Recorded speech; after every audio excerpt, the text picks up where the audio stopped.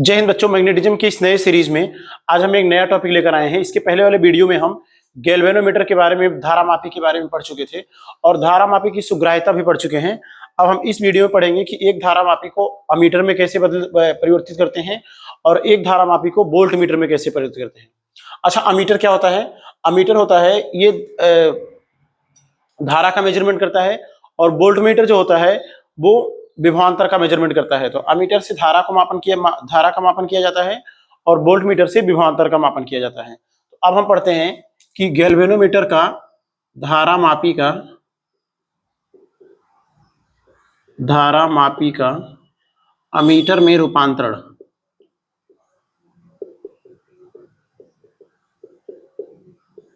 धारामापी का अमीटर में रूपांतरण। अच्छा, धारामापी को इंग्लिश में गैल्वेनोमीटर भी कहते हैं, जिसे जी से प्रदर्शित करते हैं, और एमीटर को ए से प्रदर्शित करते हैं। तो जी का ए में क्या करना है? रूपांतरण करना है। अब हम ये देखते हैं कि धारामापी को अमीटर में कैसे बदलते हैं या कैसे परिवर्तित करते हैं। अच्छा, ये एक रजिस्टर है, प्रतिरोध है, जिसमें आई एम्पियर की विद्युत धारा प्रवाहित हो रही है और हम यदि इसके श्रेणी क्रम में एक गैल्वेनोमीटर लगा दें और इसमें आई एम्पियर की विद्युत धारा प्रवाहित हो रही है, ये जो प्रतिरोध है वो कैपिटल आर है। अच्छा, हम ये जानते हैं कि जो गैल्वेनोमीटर होता है, धारामापी होता है, इसका प्रतिरोध शून्य होता है। ये करंट को लेके काफी ज्यादा सेंसिटिव होता है। बहुत थोड़े से ही करंट के लिए यह विक्षेपित दिखाने लगता है, पूर्ण रूप से विक्षेपित होने लगता है।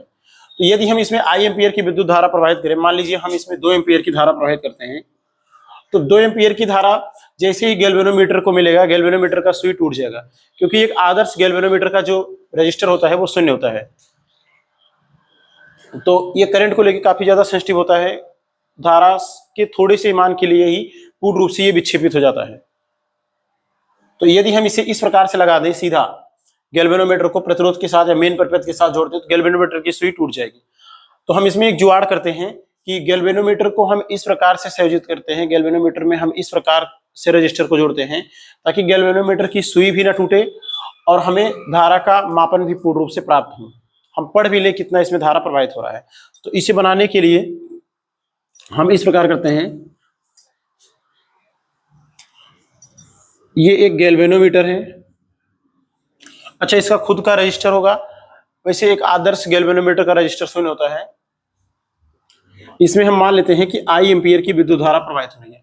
अच्छा, हम ये मानते हैं कि जो गैल्वेनोमीटर है ये बहुत सूक्ष्म धारा लेता है। एग्जाम्पल में 2 मिली एम्पियर या हम मान लेते हैं करंट लेता है ये 5 milliampere current. 5 milliampere current अगर इसको मिल जाए तो ये पूर्ण रूप से विक्षेपित हो जाता है।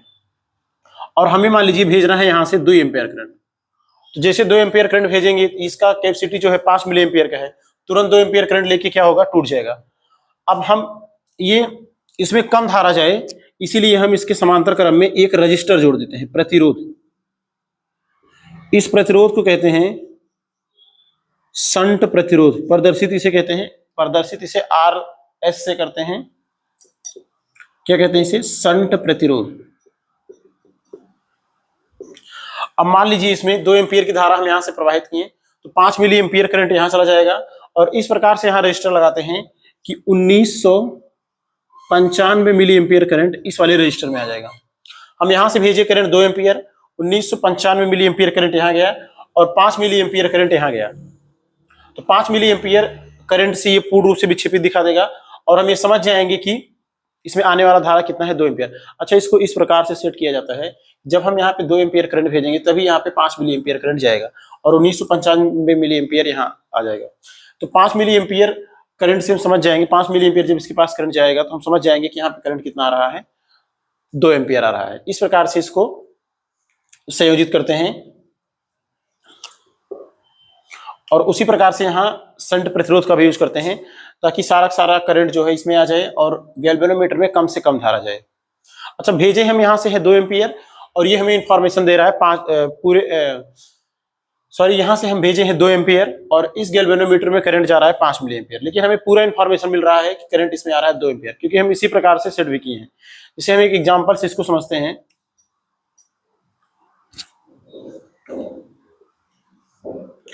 ये एक टैंक है,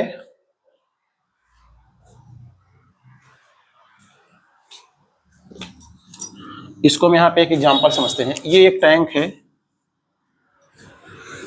और इसमें हम होल करके एक ट्यूब लगा दिए हैं, एक ट्यूब लगा दिए हैं। इस पे 1 milli ampere 1 ml 2 ml 3 ml 4 ml 5 ml 6 ml इस प्रकार से डिनोट कर दिए हैं।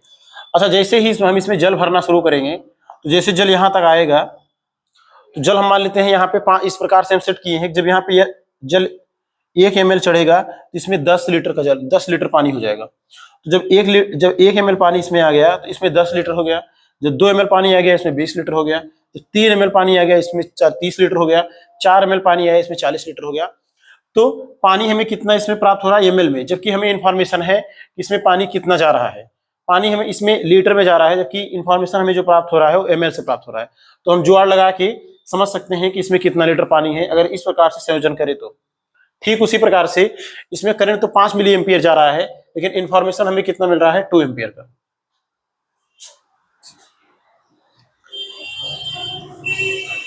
अब हम इसमें यह निकाल लेते हैं कि इस शंट प्रतिरोध का मान कितना होगा।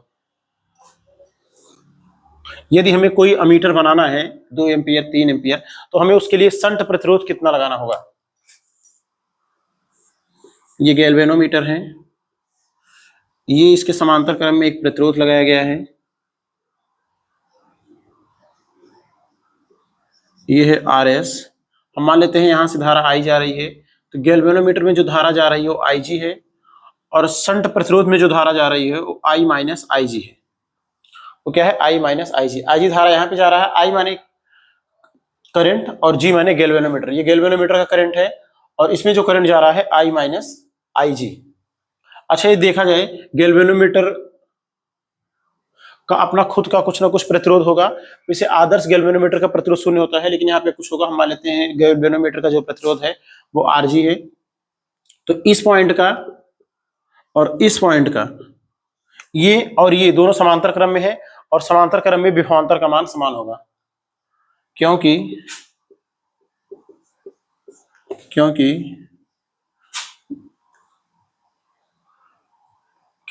परिपथ में XY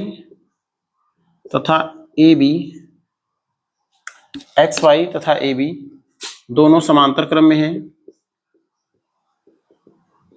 दोनों समांतर क्रम में हैं। अतः VXY बराबर VAB। VXY बराबर क्या होगा VAB। मतलब यहाँ का विभवांतर इस यहाँ के विभवांतर के बराबर होगा। और ओम के नियम से हम जानते हैं V बराबर होता है IR।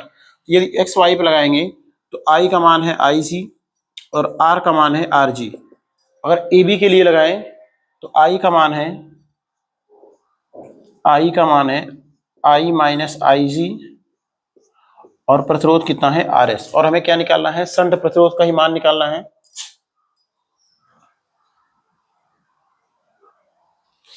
तो यहां से RS इक्वल टू आएगा IG बटे I माइनस IG और बाहर क्या है RG। यही है शंट प्रतिरोध का मान।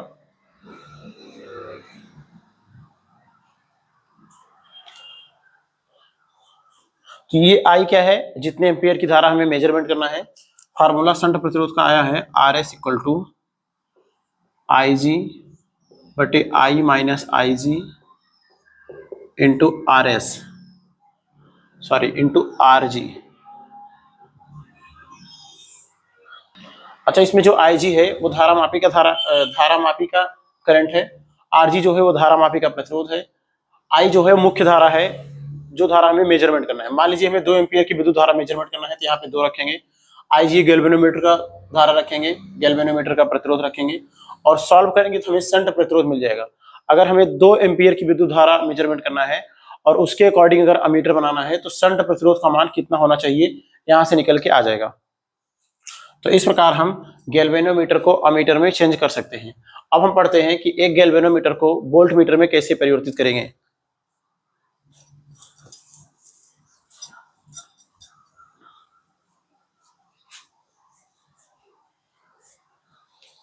अब हम पढ़ते हैं गैल्वेनोमीटर का या धारा मापी का वोल्ट मीटर में, धारा मापी का वोल्ट मीटर में रूपांतरण, धारा मापी का वोल्ट मीटर में रूपांतरण, धारा मापी को G से और वोल्ट मीटर को V से।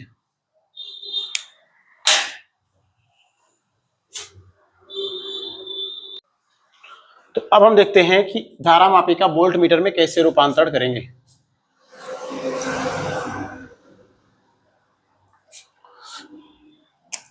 मान लीजिए ये एक परिपथ है, यहाँ पे एक बल्ब लगा है,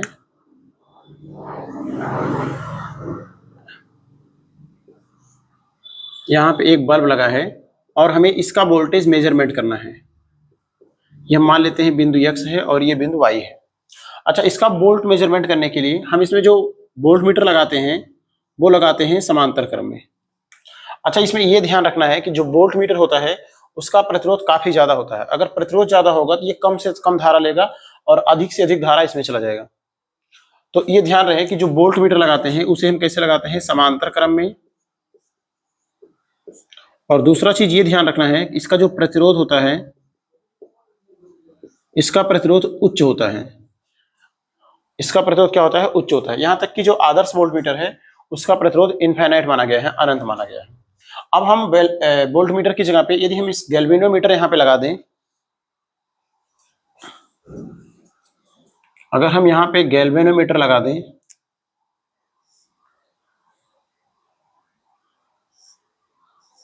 गैल्वेनोमीटर, तो गैल्वेनोमीटर का जो प्रतिरोध होता है वो बहुत कम होता है। तो कम प्रतिरोध है तो ये ज्यादा से ज्यादा धारा को अपने पास ले लेगा। गैल्वेनोमीटर का जो प्रतिरोध होता है वो अत्यधिक कम होता है। तो प्रतिरोध कम की वजह से, क्योंकि समांतर क्रम में है, ये X, Y और AB दोनों समांतर क्रम में है, तो जितना वोल्ट इसका होना चाहिए, अगर मान लीजिए 20 वोल्ट इसका है या V वोल्ट है इसका, तो V वोल्ट यहां भी होना चाहिए। तो अगर V वोल्ट इसका है, अगर V वोल्ट इसका है तो V वोल्ट इसका भी होना चाहिए।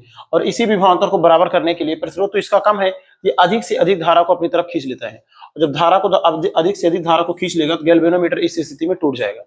अब गैल्वेनोमीटर को बचाने के लिए, गैल्वेनोमीटर या धारा मापी को बचाने के लिए हम यहाँ पे एक प्रतिरोध लगाते हैं, ताकि यहाँ पे प्रतिरोध का मान बढ़ जाए और ये कम से कम धारा को ग्रहण करे। तो हम यहाँ पे एक प्रतिरोध यूज करते हैं।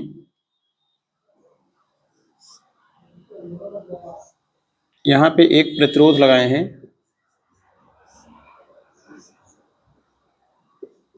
ये प्रतिरोध हम मान लेते हैं कितना है, R,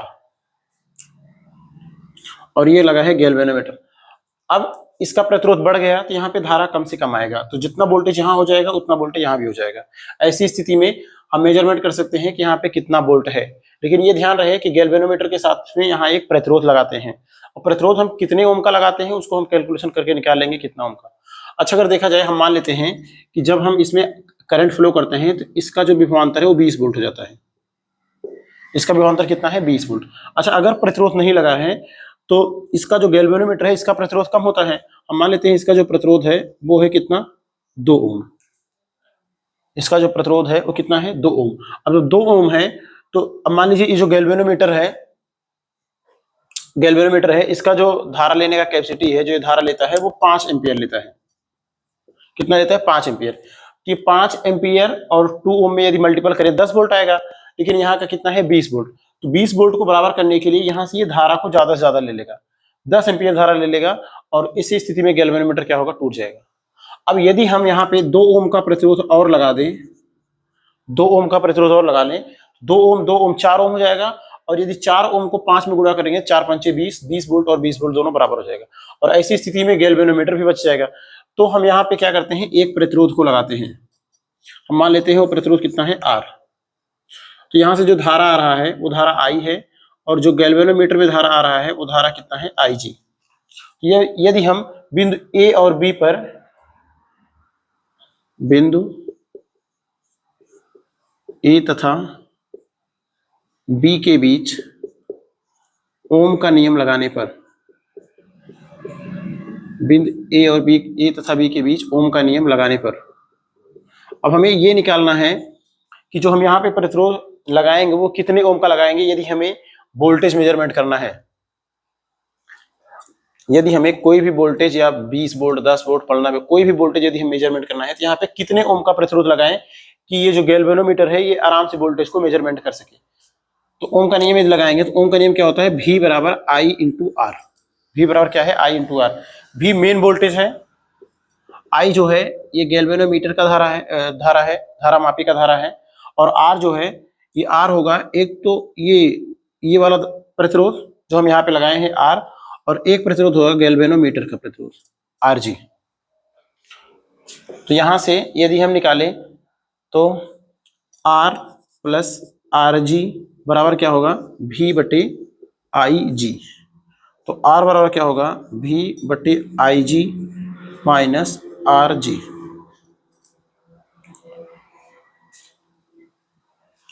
तो यहां से यदि हम R का मान निकालें तो R इक्वल टू होगा, Rg उधर चला जाएगा, V बटे Ig माइनस Rg। यह है R का मान, और यह है वोल्टेज, यह है धारा मापी का धारा, और यह है धारा मापी का प्रतिरोध। ये R प्रतिरोध है जो हम एक्स्ट्रा गैल्वेनोमीटर के साथ में श्रेणी क्रम में जोड़ते हैं। तो यदि हमें जितना भी वोल्टेज मेजरमेंट करना है, यह है वोल्टेज, कितना वोल्टेज हमें मेजरमेंट करना है, यह है धारा मापी का धारा और यह है धारा मापी का प्रतिरोध। तो हम आराम से प्रतिरोध R का मान निकाल सकते हैं और गैल्वेनोमीटर को हम वोल्टमीटर में परिवर्तित कर सकते हैं। तो ये रहा धारा मापी का वोल्टमीटर में परिवर्तन। अच्छा, इस वीडियो में इतना ही। इसके अगले वाले वीडियो में है इस चैप्टर से संबंधित जितने भी एनसीईआरटी के न्यूमेरिकल हैं, जितने भी क्वेश्चन हैं, सबको सॉल्व करेंगे। ये चैप्टर यहीं पे समाप्त होता है। अब हम मिलेंगे अगले वीडियो में। अगले वीडियो में हम सारे जितने इस फार्मूले से या इसके पहले भी जो हम फार्मूला पढ़ चुके हैं उससे जितने भी संबंधित न्यूमेरिकल हैं सब एनसीईआरटी का कवर करेंगे। तब तक के लिए आप लोग पढ़ाई करते रहिए। All the very best.